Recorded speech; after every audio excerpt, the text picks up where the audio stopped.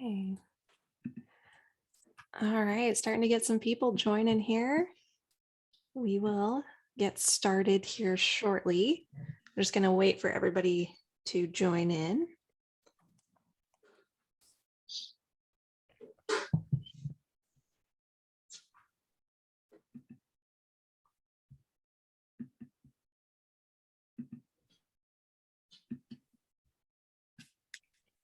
Yeah, while we're waiting, if you guys will just let us know in the chat where you're joining us from, that would be awesome.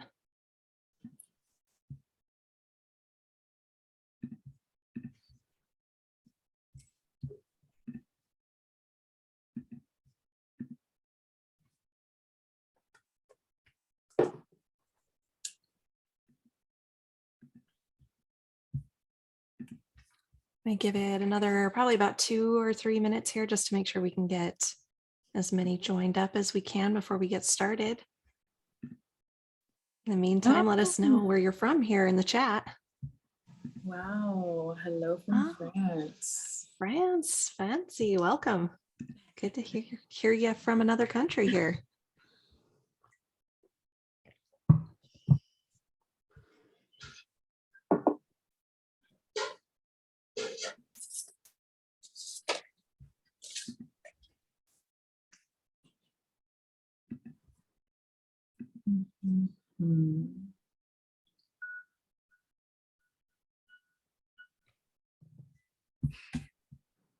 All right, we're going to give it about 1 more minute, and then we'll start jumping into it just to see how many more we get added here.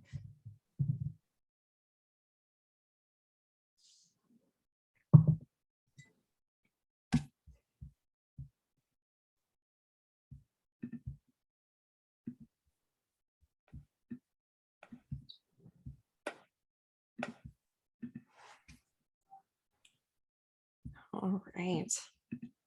Well, it looks like we're going to have a short or a small webinar today, which is awesome. Okay, ask all the questions possible as we get started here. But we're going to be talking about researching potential graduate programs. So this is the critical step before deciding actually where you're going to apply, is figuring out where you're going to apply. So my name is Kelsey, and I am one of the admissions instructors here at Magoosh. I have a bachelor's in education, and I am currently a doctoral candidate in school and educational psychology at Utah State.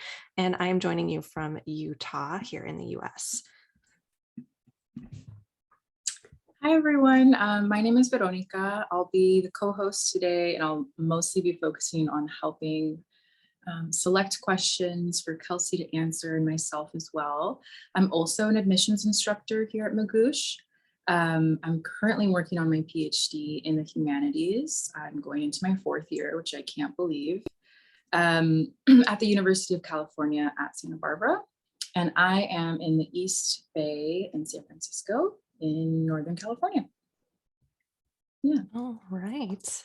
So V is going to be handling a lot with our questions today. So if you will help us out just to kind of streamline some questions a little bit, if you'll put them in the Q&A, any questions that you might have about researching graduate school programs, just throw them in the Q&A, or the chat as well works, but Q&A helps us organize them just a little bit better. So yeah. All right, let's get to it then. So when you're deciding about your graduate programs, what you want to do before you even start researching programs is you want to do what we call building your anchor. And this is where you start asking, why am I even applying? Why do I want to go to graduate school? And you really start building an answer around that big, why am I doing this? So some questions that kind of lead you to that why a little bit that you should ask yourself: what are you passionate about? What are you interested in? What are your career and long-term goals? What do you hope to be able to do after graduate school? And how can your education be a tool to help you achieve that? So should you go with a master's? Should you go with a PhD? Should you go with a specialist degree or a certification? All of these things kind of help you decide where you want to go and what you're going to be looking for when it comes to programs. But you always want to start with that why. Why am I even doing this? What is my purpose in going into applying for graduate school programs? Because that can really help drive which programs you actually end up applying for. Another really big question you're going to want to ask yourself is, what are even my qualifications? What programs could I get into? What fields am I specialized in that I could get into? You really want to ask yourself, am I even qualified to do this piece of it, and which programs I am qualified within? There are certain programs that I would not be able to apply for because I'm not qualified to go into those routes. The psych route that I went was the one that I was qualified for. And so you really have to decide where you are qualified. Is there anything you'd like to add on that one, B? Yeah, absolutely. So Kelsey and I had a conversation about this yesterday as we were planning for this webinar. And I think we both saw that we almost kind of reverse engineered where we wanted to be, what our long-term goals were, and how education could help you fulfill that. And through doing that, you start to see which programs clearly are a good option for you, perhaps the most ideal programs. And then you might also be able to see which ones could kind of still help you get there, still help you achieve your long-term goals, but perhaps are not the most ideal. And to Kelsey's point, I think really getting clear on what your qualifications are going to help you navigate that more. As far as what is your current GPA? How much work experience do you already have in the field, if that's relevant? Can you get strong letters of recommendations? That's actually really important. And if you don't already have those connections, perhaps then your anchor might situate more at pursuing a master's degree prior to fulfilling the PhD to help you become more qualified for a PhD, if that is your long-term goal. So I think just kind of putting that all on the table and seeing your main and I guess the most important reason for why you're pursuing graduate school will help you essentially navigate the whole process, because it is a long one too, when you're thinking about all of the application steps and what each school is going to require of you. It's a lot easier to fulfill them when you know why it is that you're doing it in the first place and you're really clear on that. Yeah, and it's going to be different for everybody. Your why is very personal to you. It's your motivation, everything that you've experienced up until this point, and how it's going to be driving you to the next stage in your journey. It's going to be a very unique and personal reason for why you're going.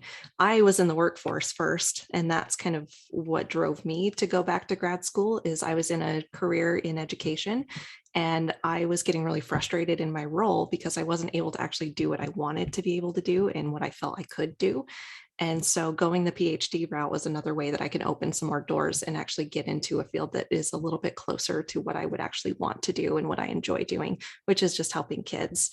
V, you had a different route on your anchor, how you kind of arrived to going to the PhD. What was your process? Yeah, absolutely. So I didn't go into the workforce really. I graduated from my BA. I knew I wanted to get a PhD. I really wasn't certain what the actual expectations were of me to do so. And I was a little shaky on exactly what would fulfill my long-term goals. So I took about a year off from school and really started to think about if I did commit to a PhD, what are my major motivations? What's going to get me through that long 7-year journey? I study birth, and I'm interested in birth workers, for example, doulas and midwives and alternative care. And so clearly I could have gotten into that route into practitioner work directly. But similar to Kelsey, it became really clear to me what kind of impact I wanted to make, and that a PhD would most likely help me to just have a deeper understanding of my interests and to really, really take the time to flesh that out so that by the time I do become a practitioner, I'm really clear on why I'm doing it, and a little bit more of the historical and socio-political history of the work that I'm in, which is important to me. So I didn't get to go into the workforce. I didn't make that approach, and I didn't spend years doing that, but it was already clear enough to me. So I kind of just like went right into it. And to be completely honest and transparent, I didn't think I was going to get into a PhD my first application season. I really thought that I would at least apply twice. But because I was very clear on what my long-term goals were and what I was interested in, it was a lot easier for me to choose the programs that I felt that I really could qualify for. And then it happened right after that. So I think this process is something you don't want to overlook or jump right past, because maybe you do have programs that are ideal for you. Maybe you're really attracted to a university or a location, but if ultimately it's not going to fulfill your career goals and your long-term goals after those 7 years, or the 5-year investment that you make, then perhaps spending more time here and getting really clear on that could help you make a decision that you're happy with in the long run. Because people do transfer out of programs. People do realize later that it might not have the training or the specialization that they need. So that this is all to save you the time of having that type of bump in the road, you know. All right. I don't think we have any questions just yet, right, V? I don't believe so. But if you guys have them, throw them in the Q&A, throw them in the chat, anything at all related to this topic or anything related to grad school, let us know, and we'll stop periodically and let you ask those questions, and we'll answer those for you. All right, so going to the idea, we've established our why, right? Why we're going to grad school, what's important to us. Then you've got to start deciding, okay, what's going to help me get there? What do I need to have in a program in order for me to get those long-term goals and to actually be a part of my passion and my interest? What do I want in a program that I may not necessarily need? And what are the hard no's? What are the things that I do not want in a program that will be eliminating those programs that just aren't going to be the best fit for me right away? So some things that V and I thought about, ways that we can kind of evaluate programs, ways that we evaluated our programs, the type of program that you're applying for. So whether it be a master's, a PhD, a specialist level, whatever it is that you're going for. If it's going to be in person, online, hybrid, you kind of decide which is going to work best for you in your field and the programs that you're applying for. Any types of funding that you're looking for.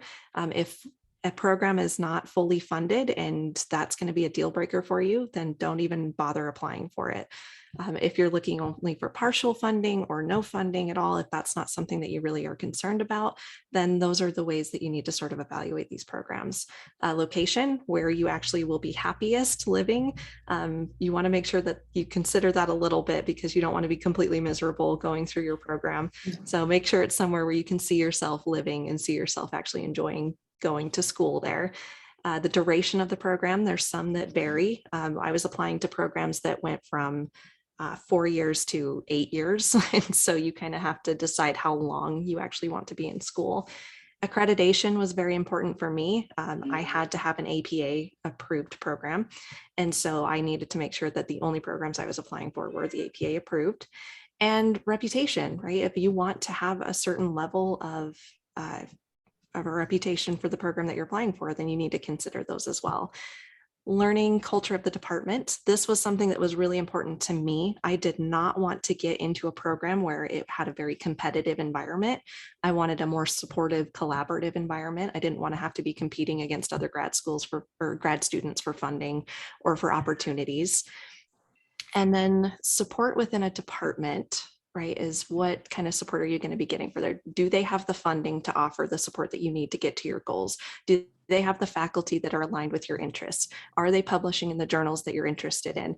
Are they giving current research opportunities that are aligned with what you are interested in researching?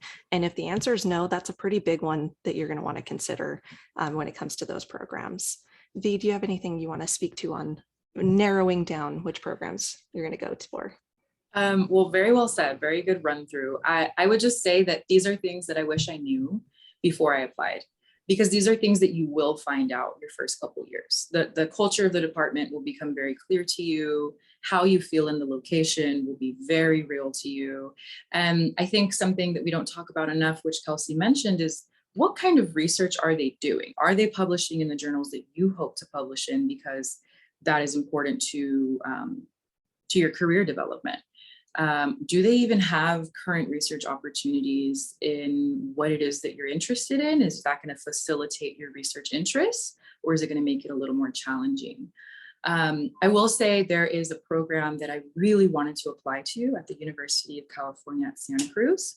And it just so happened that the year that I was ready to apply, they cut all funding. And on their website, they essentially said, you need to have your own external funding package from either a grant or your own, because we don't offer anything. And it was a heartbreak. I really, really wanted to go. It had a wonderful reputation and legacy in that department, but it clearly was just not available for me. So I didn't even apply. And the program that I ended up in pretty much checks off all of these boxes. And I'm really grateful for that. And I think that is because I was able to speak to people within the department. And although I didn't have the language to ask these questions, I still was able to get a sense that I could integrate well into the program. And ultimately that really contributes to your overall success and your retention within the program, the completion of your degree, which is essentially what you want. When you get into a program, you're kind of ready to stay there and finish your work and hopefully not have to transfer out, and hopefully not feel like it's an uphill battle for you to acquire the resources that you need. But I do want to say we have a wonderful question right now that I think really fits into this portion of the webinar. So one of our attendees has asked, how would you assess program culture and support for people with disabilities, chronic conditions? How might one go about inquiring about this without quote unquote outing yourself? That is an excellent question. Hmm. Oh gosh, that's a hard one, because I would feel like you would have to talk to somebody, probably a graduate coordinator, just to see what kind of disability supports that they offer, how they prioritize making sure that you take breaks that you need, making sure that they're being flexible. Yeah, that's a hard one. What do you think, Bea? Yeah, well, actually, I have experience with this as well. I experienced some chronic illness during my undergraduate. So I learned a lot about the university resources that are available. I will say that I think it's really important when you're looking at the institution to see the resources that they have and just their overall approach to this for students at all. For instance, the university that I'm at, they offer a bunch of different things like, taking longer for your exams, having different accommodations for all of your exams and your classes, and different resources too on hand that are available for you that are, it's actually quite a wide range of support. So that would be necessary at the university or institution level, because every department is going to rely on that from the institution, and they're most likely going to follow according to the standards and the regulations that the institution has. So I would first double check with the institution's stance on that. Definitely contact anyone that you can from like the disability services, care, resources type of resource center that they have. Try to get in contact with them. And then as far as the actual department, that might be a little bit more challenging in the sense of not wanting to declare your identity. But I would still call and just say, call or email, just say, I'm in, maybe not email because that would show who the emailer is, but I would call and just say, hey, I'm interested in applying, but I have these concerns. What is your experience dealing with students with these types of disabilities or chronic illness? Who should I speak to have a better idea about how I'll be supported if I apply and if I'm accepted? But I definitely think that it's wonderful that you are kind of starting out your application journey knowing that that's really important to you, because that is a really important need. And that's something that you should be able to vocalize or at least receive clear answers from each institution and department that you're applying to. And definitely as you're talking to these programs, maybe you're talking to faculty members, maybe that you're talking to grad students who have gone through it, maybe you're talking to graduate coordinators for the programs. As you're talking to them, start looking for the language that you're wanting to hear. If you're hearing like hard deadlines and intense structure and making sure that you're with it at all times, those kind of things, you might want to steer clear of those types of programs. You're wanting more of a collaborative, supportive, we'll work with you, whatever you need, that kind of an environment would be more conducive to what you would need out of there. Yeah, I'll also just say, you're not the only one. There are many students who go through this, and it seems to me like universities are realizing how important allocating resources and understanding the wide spectrum of students that they have really is. So a great question. Thank you for asking it. Yeah, and to add on that, most universities are incredibly transparent about the supports that they do offer, usually on their websites. So check out what they've got to offer as well. All right, one thing that we wanted to ask from you guys is if you have any other ways that you're kind of evaluating your programs. outside of what we've listed here. So things that you're considering that, you know, it may be important to you or not, throw them in the chat for us and for everybody else on the webinar here so that we can kind of see how different people are evaluating them. This was just what me and V were able to come up with here. But if you've got other ways that you're evaluating these programs and deciding what's important to you and what isn't, throw them in the chat so that we can also take a look at those and everybody else in the webinar can benefit from more criteria that you can evaluate each program with. Yeah, absolutely. I would really love to hear what is important to you, how you're evaluating programs, if you've even thought about this, or if you're like, wow, you know what, I kind of was just looking at different things, but not really assessing what my needs are. And I think when Kelsey and I were having this conversation, we realized that we had wants, which are ideal, right? Kelsey is really not interested in being anywhere where there's humidity. And I'm okay with humidity, right? So it's like certain things are going to be different for everybody. If you're an international student, maybe you want really good Italian food in the city that you're living in, or, you know, so I'm really interested in what is important to you all. So don't be shy. Pop that in the chat whenever you can. Oh, good. Yeah, Oh. looking at journal articles and research, that's fantastic. One of the things I applied to a specific university just because of who the faculty were. I had read research from those faculty members and I absolutely loved what they were doing. And so looking in those journals and looking in those research articles and deciding where you're going from there is an excellent strategy for narrowing down programs. I think that's such a great way of putting it too, Jen, because that's what keeps you intrigued. That's what keeps you coming back when the program's getting challenging, that you can read the research of faculty either in your department or in a department that you get to work with, and you're really inspired by it. So definitely say to save those journal articles and potentially reach out to the professors if they're in a department that you're applying to, and let them know that you were really interested in whatever it is that they were working on. And see if maybe you can make an organic connection in that way too. But that is really great, Jen. All right. So after you've kind of assessed everything, you've decided, all right, I absolutely need to have this in a program, or I cannot have this in a program, or I'm kind of hoping, you know, this would be something awesome to have in a program, but it's not a deal breaker. Then you need to start digging through the interwebs. You got to start figuring out where these programs exist. So you've got to figure out how you're going to organize first. So don't just jump into Google and start going crazy and pulling up a bunch of websites. You want to stay a little bit organized first. So choose a method, right? I used a spreadsheet because I just function in spreadsheets. Everything of my life is in a spreadsheet. I have to stay organized in that way. So spreadsheets was the best way for me. And I listed out all of the programs I was interested in, and I did check marks on what things they included, what things I valued. I left notes in different areas of the spreadsheet on what I was looking for and what stood out about those programs. That was the best way that worked for me. V was a little bit different though. V, how did you decide your organization method here? Yeah, I dug through the interwebs for a long time, but eventually I decided to create Google folders. And I had a folder that was a little bit more about the hard deadlines and the requirements and if I qualify and all of those things. And I had another folder of things that just really inspired me about some of the faculty at different programs, some of the really cool things that they were doing. Even their own blurb on the website, if that felt like it resonated with me, if it was somebody I wanted to talk to. I saved and compiled all of that. I even would just take a screenshot of my screen whenever I saw something after digging for a long time, feeling like maybe I'll never get back to this page, or maybe they could possibly take it down. I would save all of those things.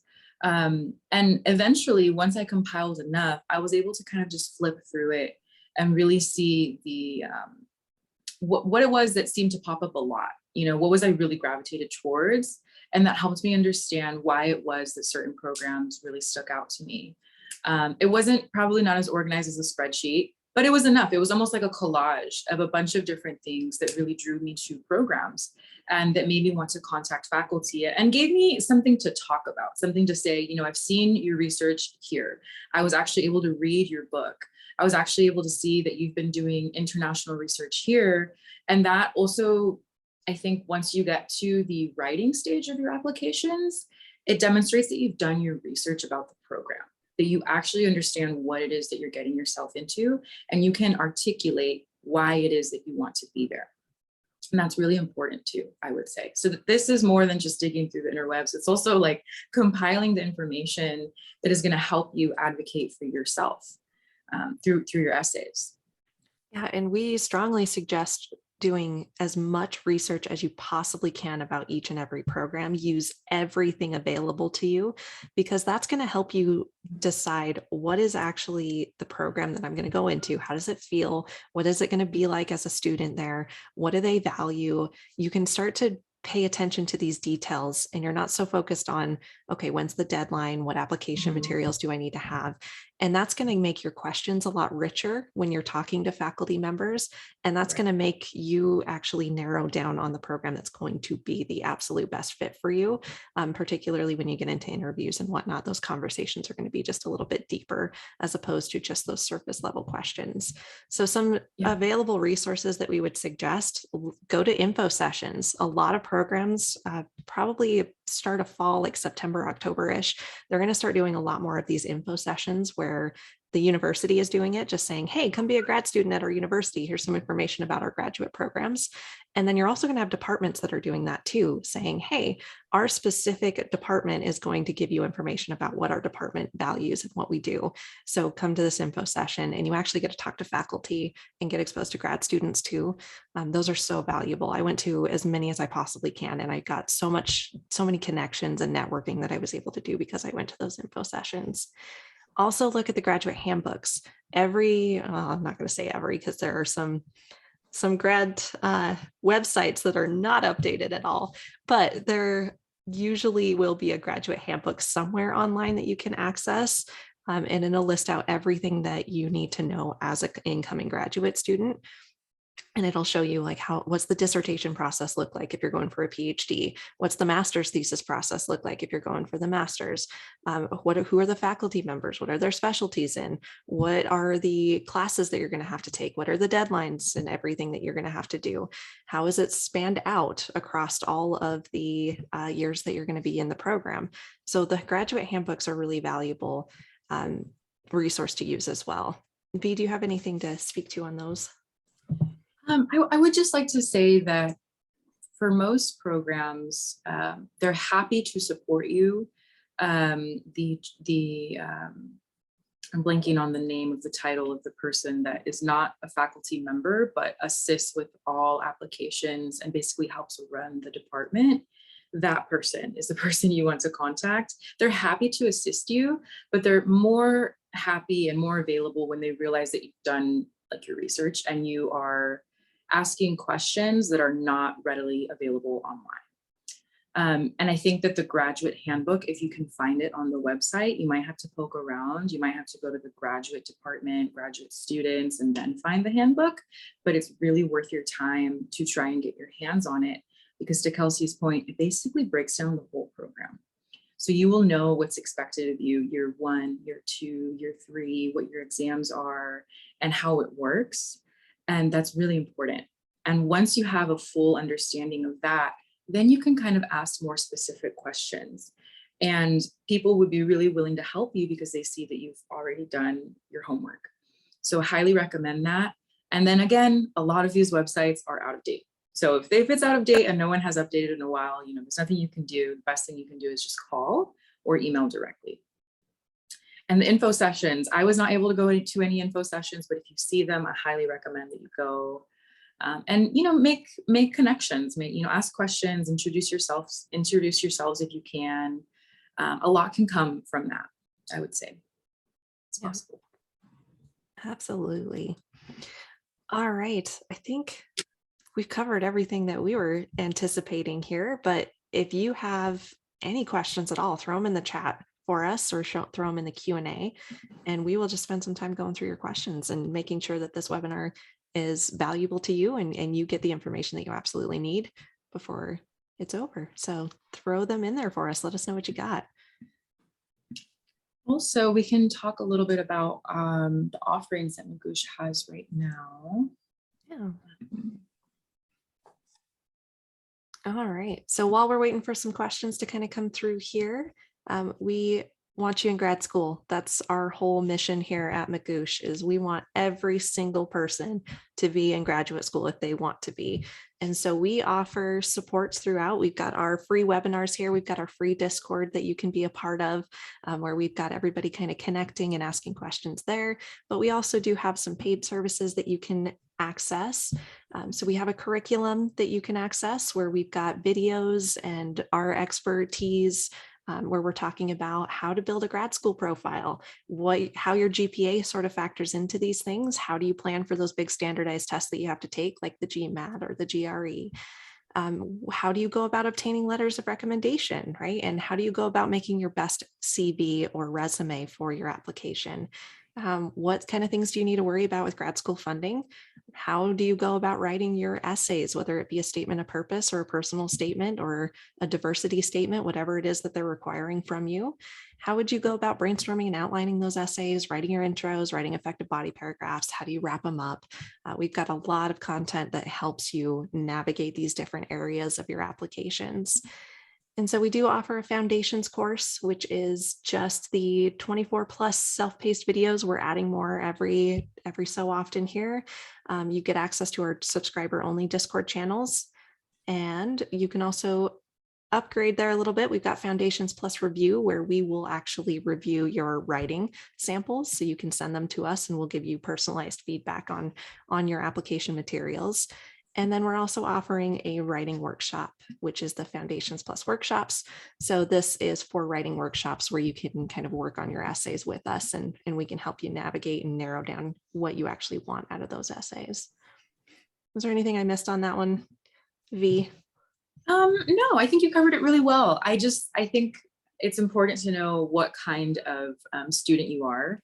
And if you would love to be in workshops so that you start with literally nothing and you finish with a completed draft that has been revised by us and other instructors, then the foundations workshop option would probably be best for you. But if you are someone that has some strong essays and you kind of just want to make sure that you're informed on your decisions and that you're supported, then we have the foundations package, and then we have something right in the middle. So I think we have something for almost every kind of applicant and student. And we would be so excited to work with you and help you with your essays and all of the other, just the details that come up while applying. Sometimes you just don't know what you don't know. But we do have a great question here from Jen. Yeah. Jen is asking, any guidance on making the hard choices / trade-offs inherent in the process of winnowing down programs?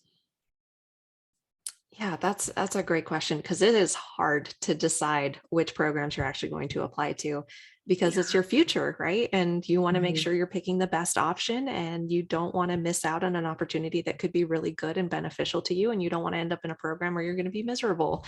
And so I think just going back to that why, right? Why are you going to grad school? Why do you even want to apply? And looking for what aligns best with that. What's going to get you to where you want to be?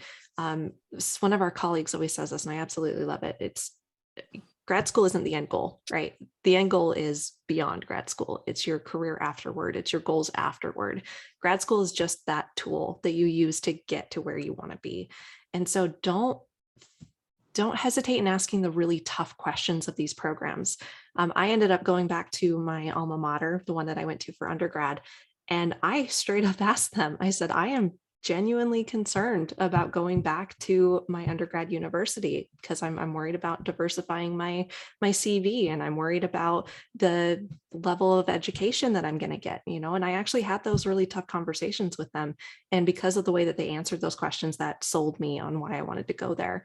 And so don't be afraid to have those tough questions with those faculty members, with those graduate coordinators, and keep in mind, this is your future. And you need to prioritize what matters to you, and don't be afraid to get a little aggressive with them about what matters to you, because again, they're just a tool to help you get to where you want to be. VU, do you have anything that you would want to speak to on that one? Oh, you very well said. I would just like to say that, not every program, no program is going to have everything for you. They're changing every year. They are just one small part of a larger institution. But if you know, if you're very clear on what you will not budge on, then all of the other things are kind of negotiable, and all of the other things you realize might not be as important as certain things that you know are crucial and fundamental to you, and are things that you cannot budge on, and you know if that you did, you wouldn't be happy, and maybe you wouldn't even be able to finish the program itself. You know, there will be bumps in the road, there will be challenges. You will probably get to a department and realize that it's not entirely what you thought it was, and that's okay. Because I think the reality is graduate school is going to really push you to grow in ways that you won't necessarily see before you start. So have faith in yourself that you will make the right decision. Support yourself in making the right decision by narrowing down what's really, really important to you. And then just open up to be surprised. You really never know. Certain things that you might think you would never be interested in, or that you wouldn't want to participate in, you might actually find is really important to you or relevant to your research, and can enhance you as a student and a researcher overall. But that's the best advice I have. I mean, it's kind of a luck of the draw sometimes too. What's available, what their funding is, all of those things you can't necessarily prepare for. Yeah, and I strongly suggest the more people you talk to, the better feel you're going to get of the program. I spoke to a lot of grad students. I spoke to a lot of faculty members. I spoke to support staff. I spoke to a lot of different people just to get a general feel for it. And I was looking for commonalities between their responses and what they were saying to me. And that really helped me get a good feel for it. And so just talk to as many people as you can. And that is going to help you kind of decide, this one feels right for me based on what I've decided I need, and based on what they're kind of telling me, and the gist that I'm getting from it. This is going to be the best program. Because my choice was actually quite clear. When I was getting those acceptance letters coming in, I knew which one I wanted, because I was worrying sick over getting that response from them. And you kind of, you decide pretty clearly throughout it which one is the right one. So we have another question here from Jen. One problem I've been seeing in web forums are advisors leaving their institutions and grad students being stranded and needing to leave the program. Yes, this is real. Faculty are also susceptible to the Great Resignation. Is it okay to ask potential advisors point blank how long they anticipate staying at their current university? It's a great question, Jen. Yeah, absolutely. V, I think you have a great answer that we had talked about with this actually very topic. Yes, absolutely. So this didn't happen to me. My advisor did not leave the institution, but I did lose my advisor. Essentially, we realized that our research interests didn't really, they were not as compatible as we had thought prior to me accepting the offer from the university. So, or from the institution. So I was without an advisor for about 6 months. And it's challenging. So I will say, Jen, you thinking about this now is really valuable, because you can save yourself a lot of stress, and even the possibility of having to leave an institution or a program. So I will say, when you are looking to apply, you should have more than one person that you, if possible. I mean, departments are small, and depends on your research, but if possible, I highly recommend, as a safety net, to have more than one faculty member that you are really happy to work with, and that you feel that you can connect with, and that can support your research. They say that 3 is ideal, and it really truly is, but that can be a little challenging, just making those connections and all of that. But at least 2. And that way, if that faculty member does leave, then you know that you have someone else to rely on. Another thing is, you want to look at the status of the professor. So if they're assistant professor or associate, and it could also not be updated on the website too, but that'll help you know if they already have tenure, they're most likely going to stay, most likely. If they don't have tenure, they might still be kind of looking at what their options are. They might be hoping to transfer to a program or to a department where tenure is a possibility. So I don't think there's anything wrong with asking them, how long do you plan to stay at the institution that you're at, if I was to be accepted? I would say that as a formality, most professors will not accept students if they plan to be leaving soon. They're usually very transparent about it. But I don't see anything wrong in asking and just saying, hey, I have a concern. I just want to make sure, how long do you see yourself being at this institution? If I was to be accepted, is there a strong possibility that we could continue through the completion of my degree? There's absolutely nothing wrong with that. And I think it's really great that you brought this up, because this is something that a lot of students are not informed on, but it is something that can happen. I do know someone whose advisor left. They went to another institution and they actually took their graduate students with them. But that does mean you do need to reapply and all of those things, but that advisor that you're working with can kind of open the door for you. You basically have an in because they said, I will be working with this student, and we have been working. But again, you would need to transfer, and that is something that happens. And that is something that I did ask in the interviews when I was talking to the universities that I was applying for, is I did ask, what is the process if my chair leaves, essentially, or if my faculty member leaves?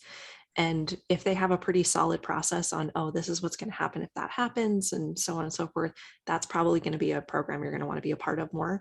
If they're like, well, it's not going to happen, or if they're brushing off your concern, then that's going to tell you a lot too. Yeah. Yeah. But also these things can change too. I mean, 2 or 3 years into your program, you might realize that your research changed, that you are switching advisors, that perhaps your new research interests allow you more options. It can happen. And so most programs, I would say, are aware of that. So before they accept a student, they make sure there are at least 2 faculty members that could support them. And they also make sure that there is the capacity for other faculty members to make a switch if needed. And by capacity, I mean a professor can only work with so many students at a time. If you have a department where each professor is working with 5+ students, 10+ students, they might say, you know what, we have so many applicants in this particular subfield, we really cannot take anymore because we're at our capacity. Now we have other students who are interested in this subfield and we don't have any, and we have quite a few faculty members looking at that. So just do know that they are thinking about that, but it's really such a great idea and a strategy for you to really think about that too, and anticipate it as well, and to vocalize your needs. So really great job, Jen. And thank you for asking that. We have another question here. What do you do when you email a school about a program you were interested in, but they do not reply to your email about the information you want to find out? Ooh, that's such a real thing. Yeah, sometimes they just don't respond. But one thing that I do want you to keep in mind, it is kind of early to be reaching out. A lot of the fall semesters haven't started up yet. And so some professors are probably not checking their emails as closely as they will be later on in a few more months. So that is something to consider as well. Following up is always an option, right? You can annoy them by sending them follow-up emails because it's important to you, right? And if they're still not responding, then try other avenues, right? Talk to graduate coordinators, talk to other faculty members. They usually have a little bit more of a handle as to why maybe that professor isn't reaching out. And sometimes they just won't respond. That is also an option that will happen. And that does kind of tell you if you want to work with that person or not, right? If they're not going to prioritize talking to you even at the start of this whole process. V, what do you think on that one? Well, to the question here says emailing a school. So you might have emailed the wrong department. If you were contacting admissions, if you were contacting graduate division, I mean, it's not clear who you contacted. If you contacted a specific faculty member, yeah, they get so many emails and it's still summertime, and it's possible that they will get back to you, or a nice, gentle, friendly follow-up might be necessary. But if you contacted the school, perhaps about something more about logistics or about information about the department that's not available on the website, and maybe you contacted the wrong department, so I like to call the departments. I like to just call and leave a voicemail, because I find that they do call you back. They're like, hey, I got your voicemail, I had to think about it, how to contact these people, I have an answer for you now. So I wouldn't give up. Just poke around and see if you can find that information online.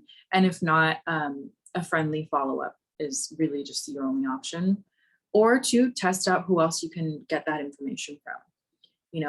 Usually someone is going to be happy to help you. And now that we're getting into the fall, it's like we're all kind of like waking up from our sleepy academic summer slumber. So yeah. Wonderful. Any other questions that we got, V? No other questions right now. I'm going to double check the chat, but I think we are all caught up. This is definitely a little bit of a smaller webinar. I know we had just a few. While we're, feel free to just think about a couple more questions. We'll spend a little bit more time trying to answer as many as you can.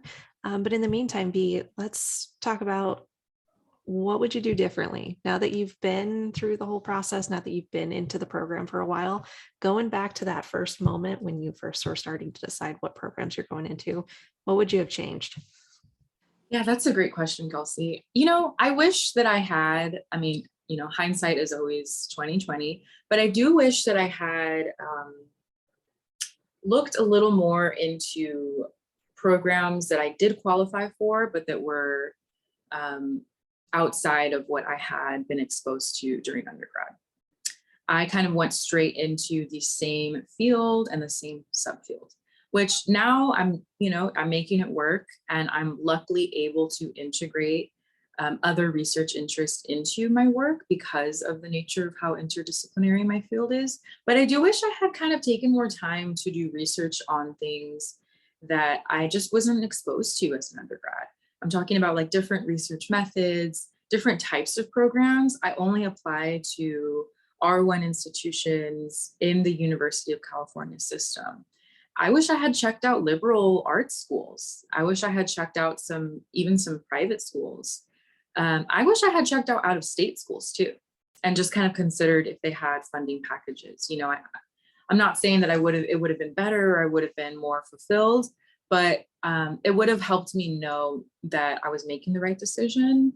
And who knows? I could have found a more supporting department, but there's always that idea that you could get something better, right? But I would just say, like, as you're sitting down to think about programs, particularly PhD programs, I'm not talking about specialty training, particularly PhDs, start to kind of like play around and tinker around with what it is that you're interested in and where that can be supported, where that can fit, where that's needed, because it might be needed, it might be compatible in places that you honestly didn't even know exist, and programs and departments that you just don't even know are out there.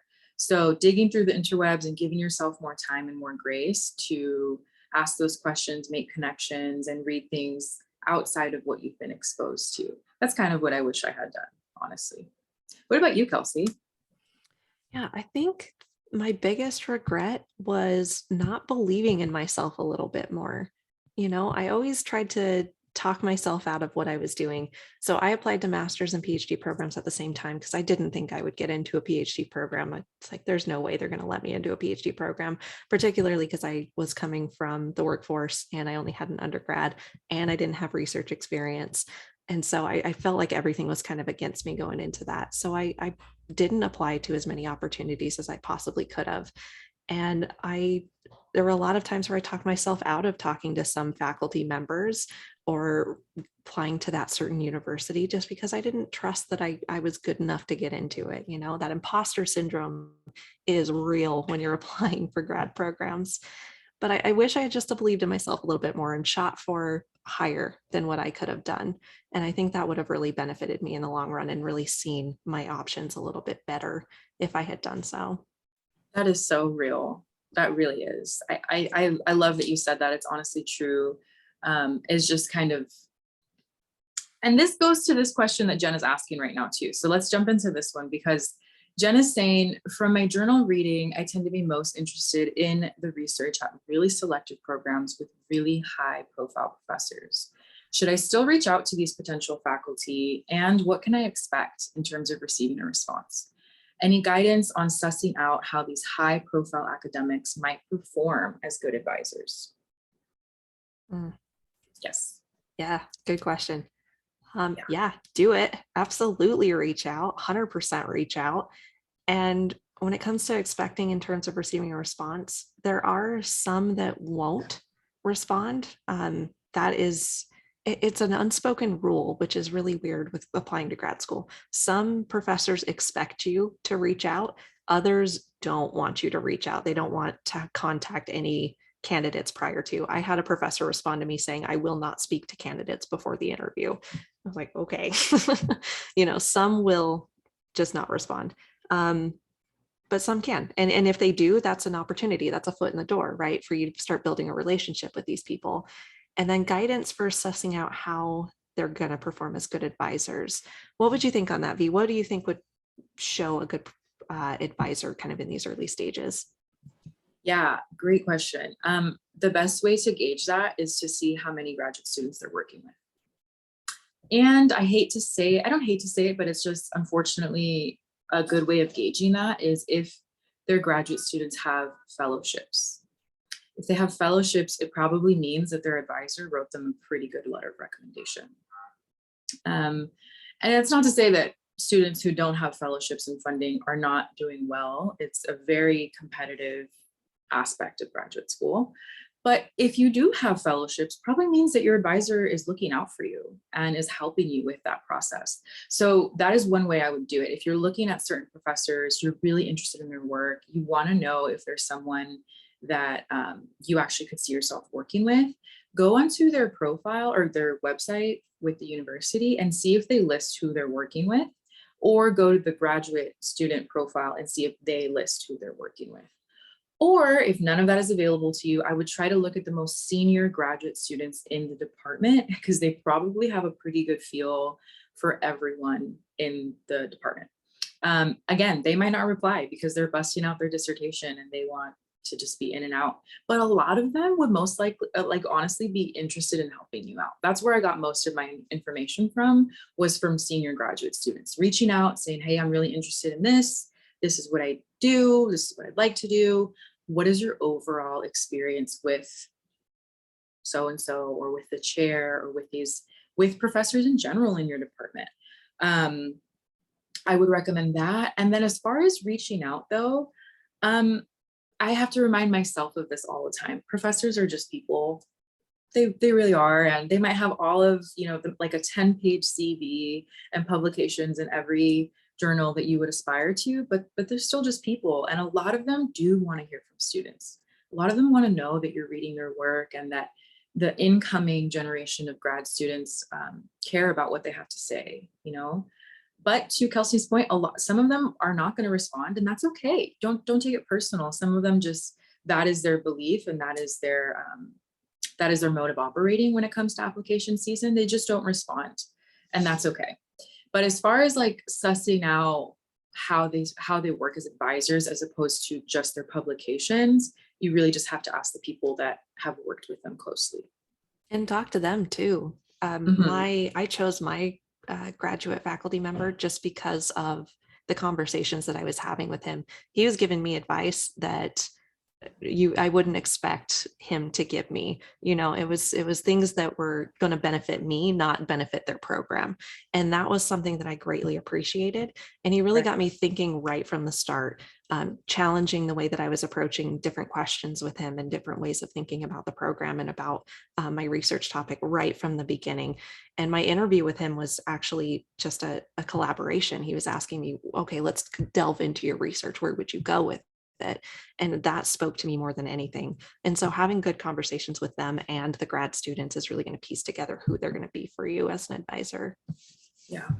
I just like to say one more thing because this is such an important question. Mm-hmm. There's a big difference between a high profile professor who has many publications and maybe is also a dean and a professor who really values mentorship. Sometimes they're the same person and sometimes they're not. And that doesn't mean that this high profile professor who perhaps is not so interested in mentorship, perhaps is just not the best mentor, can't still be on your committee. And they would serve a specific role. They would probably help you find fellowships, or maybe just signing off on your work is enough. But it is really important to Kelsey's point, she could tell when she was speaking to this professor, he stood out. And it was very clear that he cared about Kelsey's well-being and her genuine interests. Those professors will stand out to you because they make it a point to present themselves in that way, and always take note of them, I would say, because they are quite rare. In my experience, they are quite rare and really, really valuable. And those are the ones that when you feel lost, confused, you feel like giving up, they will inspire you with something new or support you in a way that you didn't even know that they could. And it's really, really valuable. So props again to you, Jen, for asking this question. I think this is a really great thing to have on your mind while you are looking at programs. I hope that was helpful.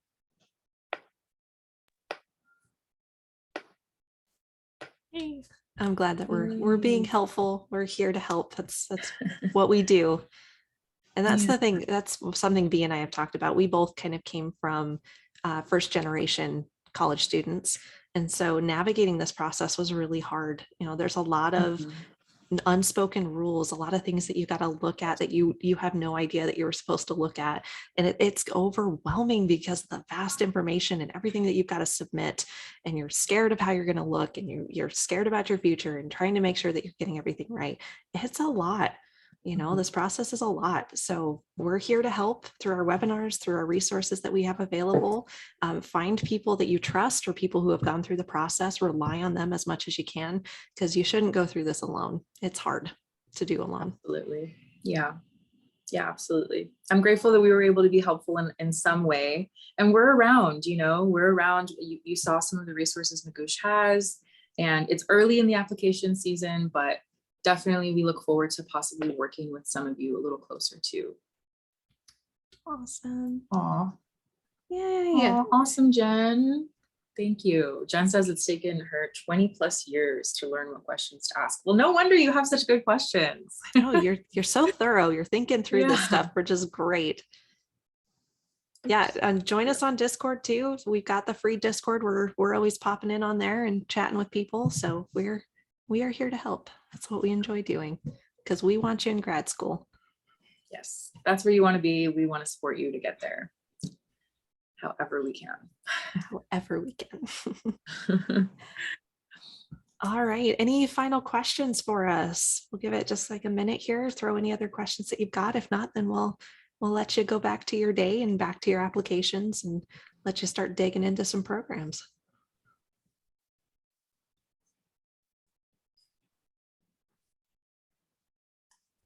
While we're getting those last final questions, B, one thing, what was the best thing that you did when you're applying for grad school? What is the one thing that you were like, I am so thankful I did that? I took time to think about my why outside of academia. So without thinking about the institution and what would it be like to be a graduate student, or can I be a graduate student? How will I make it happen? I just thought about my why and where I see myself in like 20 or 30 years. And that's going to shift. That's going to change. And I hope that it does. But to just know what I was really clearly passionate about, and to set a boundary to know that academia and these programs are ultimately a tool or a vehicle to help you get there. They're not the end all be all. A rejection from them is totally okay. It doesn't say anything about you as a student or as a person, except that you didn't meet those requirements this year. So I think I'm really grateful that I spent time just really kind of settling into what was important to me before I jumped into applying.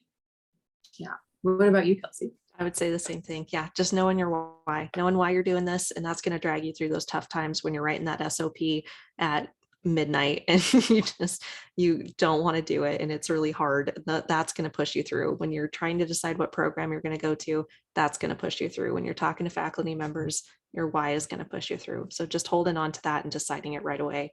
Why am I even doing this? What do I care about? What am I passionate about? That's what's going to get you through it. Yeah, 100% agree. Yeah, recording will be available. Not sure when, but pretty closely after we wrap this up, it will be available on our website and in Discord. I believe we'll post it there as well. So, yay. All right, well, there's no final questions, so we're going to let you guys go. Thank you so much for joining us and spending time. We enjoyed having each of you, and your questions were fantastic. And best of luck to you as you go through your grad school process. Yeah, thank you, everyone. Take really good care.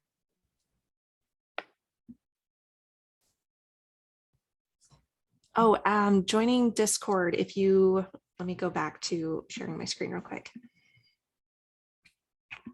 Okay, if you go back to this QR code, the link to the Open Access Discord will be on that website. Good question. All right, guys, enjoy. We'll see you later. Best of luck.